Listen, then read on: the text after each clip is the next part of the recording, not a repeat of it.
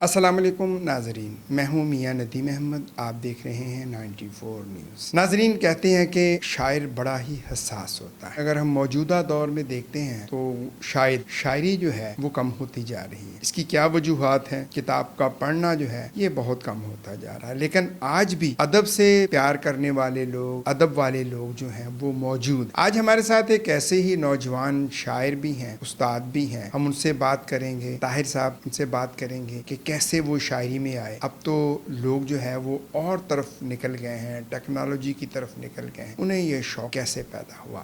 السلام علیکم جی۔ وعلیکم السلام۔ کیسے ہیں آپ؟ ٹھیک ٹھاک؟ اللہ تعالیٰ کا شکر۔ سب سے پہلے تو ہم آپ کو اپنے پروگرام میں خوش آمدید کہتے ہیں۔ بہت شکریہ سر انوائٹ۔ سب سے پہلے تو ہمیں بتائیں کہ آپ کی ایجوکیشن جو ہے وہ کہاں تک ہے؟ میں نے ماسٹرز کیا ہوا ہے کامرس میں، اچھا اور کرنٹلی میں ایم فل بھی کر رہا ہوں اسلامک فائنانس میں۔ اچھا جی۔ اب کامرس کا بڑا خشک سا شعبہ گنا جاتا جی ہے، جی۔ اکاؤنٹس کا، اور شاعری اس کے بالکل ہی مختلف ہے، تو کیسے یہ آگ اور پانی کیسے اکٹھا کر دیا آپ؟ یہ اکثر لوگ کہتے بھی ہیں مجھے کہ آپ کا شعبہ تو کامرس کا ہے لیکن شوق جو ہے وہ ادبی ہے۔ یہ میں سمجھتا ہوں کہ یہ طبیعت ہی ہر بندے کی جو ہے وہ مختلف ہوتی ہے۔ بعض اوقات آپ مختلف شعبے میں چلے جاتے ہیں، جی جی، لیکن آپ کا جو انکلینیشن ہوتی ہے وہ کسی اور چیز میں ہوتی ہے، میوزک میں ہوتی ہے، آرٹ میں ہوتی ہے، صحیح، شاعری میں ہوتی ہے۔ تو میری انکلینیشن شروع سے ہی، بچپن سے ہی گھر کا ماحول بھی ایسا تھا تو شاعری کی طرف تھی۔ اچھا، آپ کے خاندان میں پہلے بھی کوئی شاعر؟ جی، میرے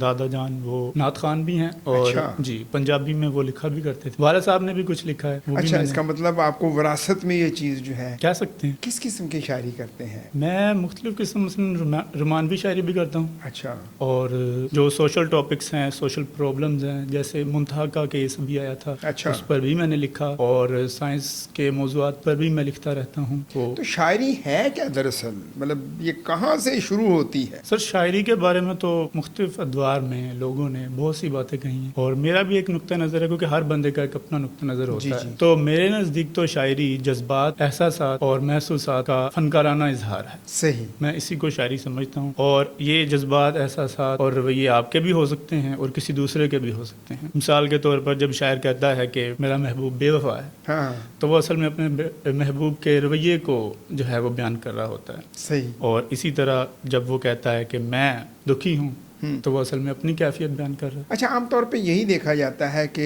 عشق ہوا اور اس میں ناکامی ہوئی پھر شاعر بن جاتا ہے، اس میں کتنی صداقت ہے؟ کافی حد تک ٹھیک ہے، میرے معاملے میں تو ٹھیک، میرے ساتھ تو آپ کو ایسا بھی ہی کسی ہوا۔ کے ساتھ عشق ہوا؟ جی جی بالکل ہوا۔ تو کیا ناکامی ہوئی پھر وہاں سے؟ ناکامی ہی کہہ سکتے ہیں۔ اچھا، تو پھر آپ شاعری شروع کی، شعر لکھنے شروع جی۔ کیے، یا آپ کو پہلے ہی شوق تھا؟ شوق تو تھا پہلے مجھے، شروع میں جو ہے ڈائریوں میں میں مختلف جو اچھے شعر مجھے ملتے تھے وہ میں نوٹ کرتا تھا۔ شروع میں تو اس طرح کا شوق تھا، اچھا، تو بعد میں یہ ہے کہ دل ٹوٹا، تو پھر لگا مجھے کہ میں بھی لکھ سکتا ہوں، میں بھی ٹرائی کرتا ہوں۔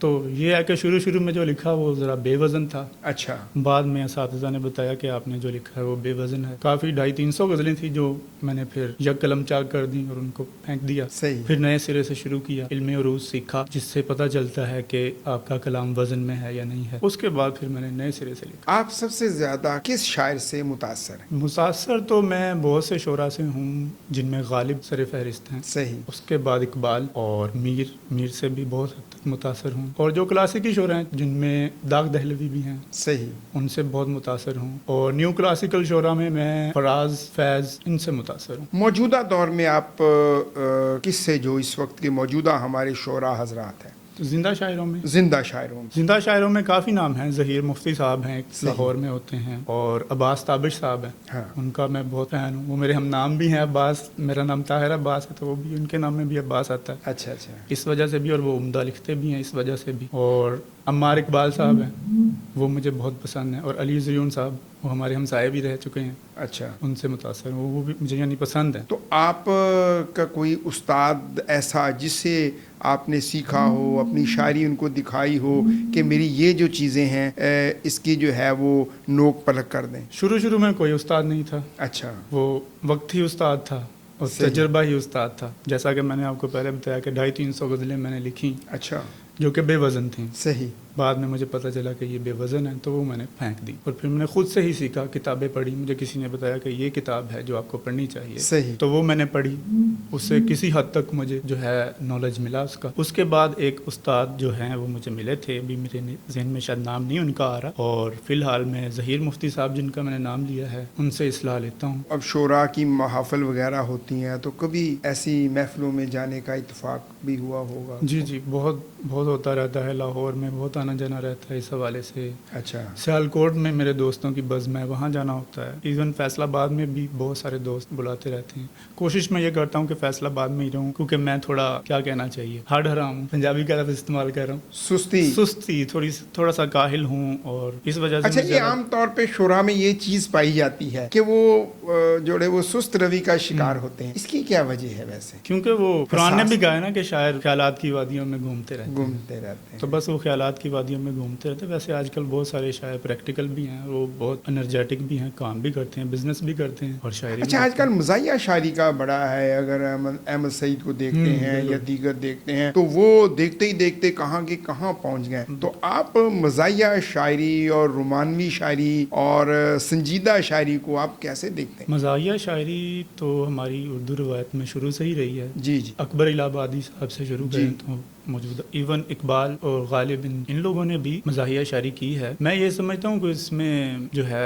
अदब का पहलू जो है वो मलहूज़ खातिर रखना चाहिए मज़ाहिया शायरी में भी। सही। अगर आउट ऑफ द वे जाके ऐसी चीज़ें कह रहे हैं तो वो नामुनासिब है, इसमें अदब की भी तौहीन है। जी जी। और हम जो अपने बच्चों की तरबियत कर रहे हैं वो भी फिर नेगेटिव है। अच्छा, आहिस्ता आहिस्ता हम देखते हैं फैसलाबाद में एक वक्त था कि बहुत शोरा होते थे, लेकिन आहिस्ता आहिस्ता ये बज़्म जो है, ये शोबा जो है कमज़ोर पड़ता जा रहा है, इसकी क्या वजह है? असल में शोरा अब भी हैं, यानी मैं फैसलाबाद में कोई 100 शायरों को जानता हूँ। अच्छा जी, बस ये है कि वो मंजर आम पर नहीं आ पा रहे, ये एक इशू है। प्लेटफॉर्म्स कम है फैसलाबाद में भी, उस तरह से नहीं है जिस तरह से लाहौर में है या कराची में है, तो ये एक इशू है कि वो मंजर आम पर नहीं आ पा रहे, प्लेटफॉर्म नहीं उनको मुयस्सर। अच्छा, फैसलाबाद में जैसे आपने कहा 100 से ज़्यादा शोरा हजरात हैं। अब फैसलाबाद में आर्ट्स काउंसिल भी मौजूद है, वहाँ अदबी बैठक भी मौजूद है, वो वीरान क्यों है? क्या आप शोरा हजरात ने उस अदबी बैठक को आबाद करने की कोशिश नहीं की? हमारे कुछ दोस्त हैं वो वहाँ महफिल करते हैं, पैगाम मोहब्बत के नाम से उनका एक प्लेटफॉर्म है। सही। उनके यहाँ मैं जाता रहता हूँ। अलबत्ता मैं एक चीज़ समझता हूँ कि एक मसला है, फंडिंग का बड़ा इशू है। हाँ, ये मेन इशू आता है फाइनेंशियली जो है ये। अच्छा, तो आप हुकूमत नहीं आपको इस तरीके से सपोर्ट करती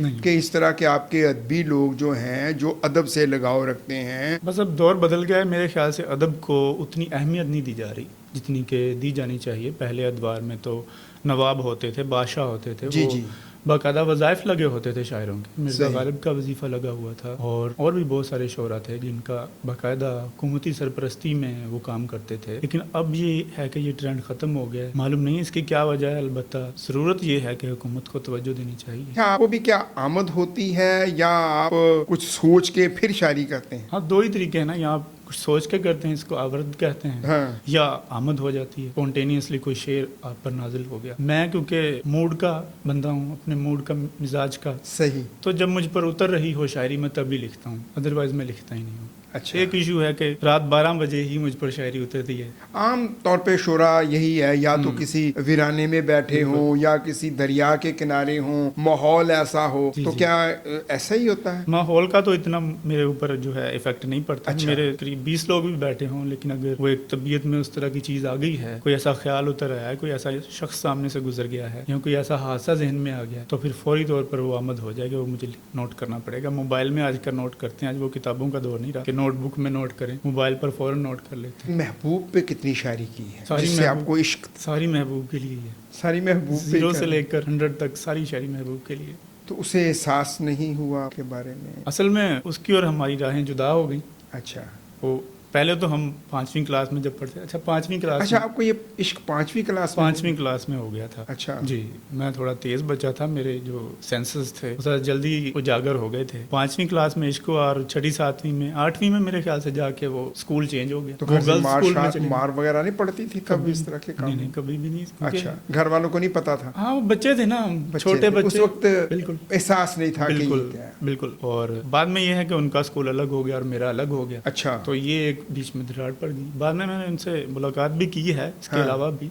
अच्छा। हाँ, लेकिन वो ये है कि वो एक बचपन की मोहब्बत और तरह की होती है, जब बंदा बड़ा हो जाता है तो और चीज़ें होती हैं। तो फिर अलबत्ता मैंने उस चीज़ का जिक्र नहीं किया था उनसे। हाँ। अब तो वो मेरे ख्याल से असिस्टेंट कमिश्नर बन गई हैं। अच्छा। जी जी। तो आपने फिर इजहार नहीं किया अब तक मैं असिस्टेंट कमिश्नर से क्या कहूँ। नहीं, अपने शायरी में तो हाँ, जिक्र किया होगा, शायरी उनको में तो- शायरी नहीं कभी उनको भेजी आपने? जी जी, मैंने इस हवाले से शायद मेरे ज़हन में अगर आ गया तो मैं आपको सुना भी देता हूँ। वो था, तुम्हारा कुर्ब कहीं फासिलों में उलझा हुआ, हाँ, तुम्हारा कुर्ब। तुम्हारा कुर्ब कहीं फासिलों में उलझा हुआ, हमें पुकारता है सरहदों में उलझा हुआ। हाँ, हाँ। जो शेर उनके लिए लिखा था वो ये सही। था, वो सुस्त रो था मगर जब मुझे पता चला ना वो असिस्टेंट कमिश्नर बन गए, हाँ। क्योंकि मैंने भी वो पेपर दिया था, उन्होंने भी अच्छा। दिया था, उन्होंने क्वालिफाई कर लिया, मैं रह गया। तब मैंने ये शेर लिखा था कि वो सुस्त रो था मगर पा गया है मंजिल को, वो सुस्त रो था मगर पा गया है मंजिल को, मैं तेज गाम था पर रास्तों में उलझा हुआ। वाह जी। तो कहाँ पे आजकल वो असिस्टेंट कमिश्नर है? फैसलाबाद ये में? मुझे नहीं पता कि इस वक्त वो उनकी अच्छा, इस वक्त posting कहाँ पोस्ट है? फैसलाबाद में नहीं होंगी, क्योंकि